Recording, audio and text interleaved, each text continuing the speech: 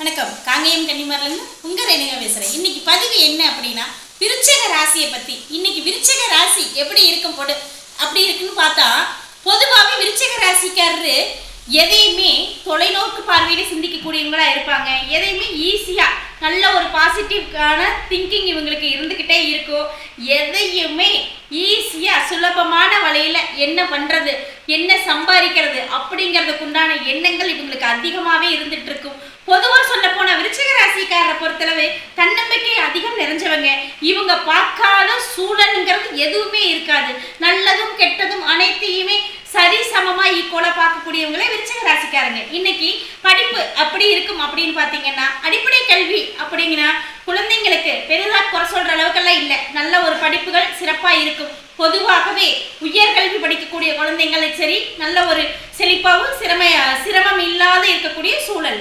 ரெண்டாவது, வெளிநாடு போகணும்னு நான் நினைச்சிட்டு இருக்கிறேங்க. வெளிநாட்டில் போய் வேலை பார்க்கணும் அப்படிங்கிற ஒரு நோக்கத்தோட படிக்கிற பசங்களா இருந்தா கண்டிப்பா அதுக்கு உண்டான வாய்ப்புகள் கண்டிப்பா இந்த காலகட்டத்தில் நடக்குமுங்க. ரெண்டாவது, வெளிநாட்டில் தான் நான் வேலை செய்யணும் அப்படின்னு ஒர்க் பண்ணிட்டு இருக்கிறவங்களோட எதிர்பார்ப்புகள் இருந்தாலும் தூரதேச பயணம், வெளிநாடு பயணம் போன்ற தொடர்புகள் இந்த காலகட்டத்தில் கிடைக்கக்கூடிய அமைப்புங்க.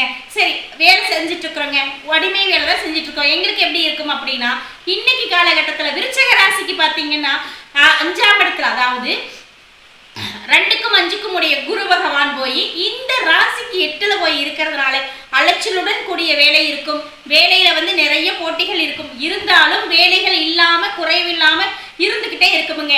ஆனா நைட்டும் பகலும் செய்ய வேண்டிய சூழல், நல்ல நிம்மதியான தூக்கம்ங்கிறது இந்த காலகட்டத்தில் விருச்சிக ராசிக்காரர் இருக்காதுங்க.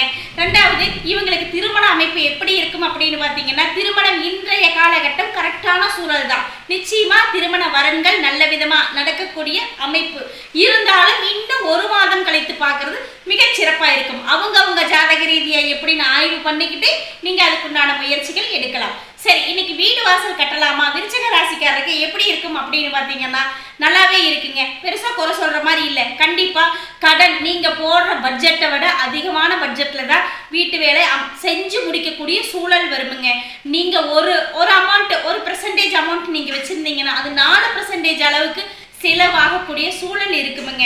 அதனால ஏதாச்சும் பழைய வீடு ஆல்ட்ரேஷன் பண்றதுனா பண்ணலாம். இல்லை அப்படின்னா இன்னொரு 3 மாத காலங்களுக்கு வீடு வாசல் கட்டக்கூடிய சூழ்நிலை கொஞ்சம் ஒத்தி வைக்கிறது ரொம்பவே சிறப்பாக இருக்குமுங்க. சரி, சொந்த வேலை செய்கிறோம், எங்களுக்கு எப்படி இருக்கும் அப்படின்னா, சொந்த வேலைக்காரங்களுக்கு பார்த்தா வேலையில எல்லாம் குறைவு இருக்காது. எல்லாமே நிறைவாகவும் சிறப்பாகவும் வரக்கூடிய காலகட்டம் தான். ஆனால் வேலை ஆட்களால் நிறைய பிரச்சனைகளையும், ஆட்கள் இல்லை, ஆட்கள் தட்டுப்பாடு அப்படிங்கிற ஒரு சூழலை நீங்கள் எதிர்கொள்ள வேண்டிய சூழ்நிலை வருமுங்க.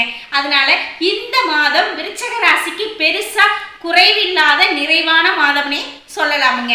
ஓகே, சரி, இதுக்கு என்ன நாங்க பண்றது, என்ன வழிபாடு செஞ்சா இதை நாங்க கடந்து போக முடியும் அப்படின்னா, நீங்க எப்பவுமே உங்க குலதெய்வ வழிபாடே இன்றைய காலகட்டத்தில் விருச்சிக ராசிக்காரருக்கு சிறப்பாகவும் நல்ல ஒரு மேன்மையாகவும் இருக்குமுங்க. ஓகே, அடுத்த பதிவில் உங்களை சந்திக்கலாம். அதுவரை உங்களிடமிருந்து விடைபெறுவது உங்கள் ரேணுகா. வணக்கம். வாழ்க வளமுடன், வாழ்க வையகம், வளர்க ஜோதிடம், கந்தன் பாதம் கனவிலும் காக்கும். லைக் பண்ணுங்க, ஷேர் பண்ணுங்க, சப்ஸ்கிரைப் பண்ணுங்க.